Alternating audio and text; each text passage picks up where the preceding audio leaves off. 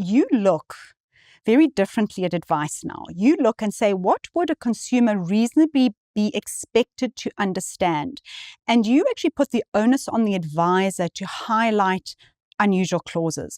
And I want to use, there were actually two cases that came out of rulings that came out of your office, which related to tracking devices, which I found very, very interesting. So just for our listeners, there was a Toyota Hilux was stolen whilst on holiday.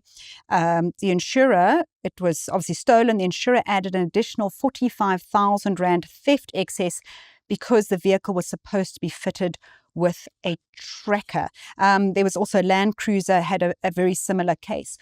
Why do you think it was up to the advisor, not the consumer, to know this? Well, look, from our perspective, there's two elements to these cases. The first element is when you buy a vehicle and the insurer immediately requires a tracking device to be installed, otherwise you're not covered for theft or hijacking, for example. So there the onus is immediately on the reasonable advisor to advise the client. Listen, you have a certain time period after buying this car to have a tracker installed, or if you don't do it, you won't be covered. And it must be very clear and explicit. It mustn't be some sort of guessing game as to whether it was conveyed or not. The code requires the advisor to give this advice because it's very material, very important.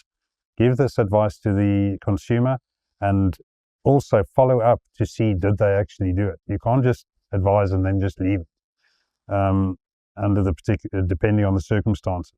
So that's the one scenario. Buying a brand new car requires a tracker. The other scenario, which is more predominantly one we've been dealing with for the last few years, is a new requirement that came in. So you'll get lots of people who bought vehicles years ago now, and no tracker was required, or a single tracker was required, for example. Now suddenly the insurers realize there's a lot of high-risk vehicles that are being stolen commonly on our roads or in malls or wherever it may be, and then they insisted on new conditions.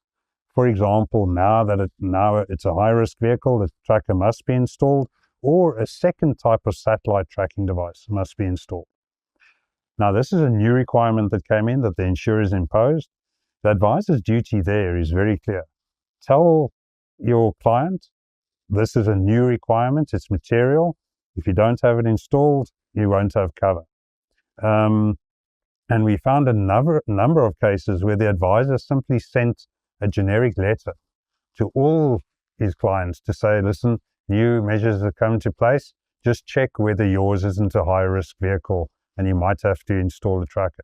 Something generic, very non-descriptive, non-specific, just a general template that went out.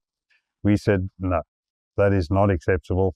A reasonable advisor would most certainly identify the specific client who's affected, inform them specifically of the requirement, and where necessary, actually follow up to check, did they install it?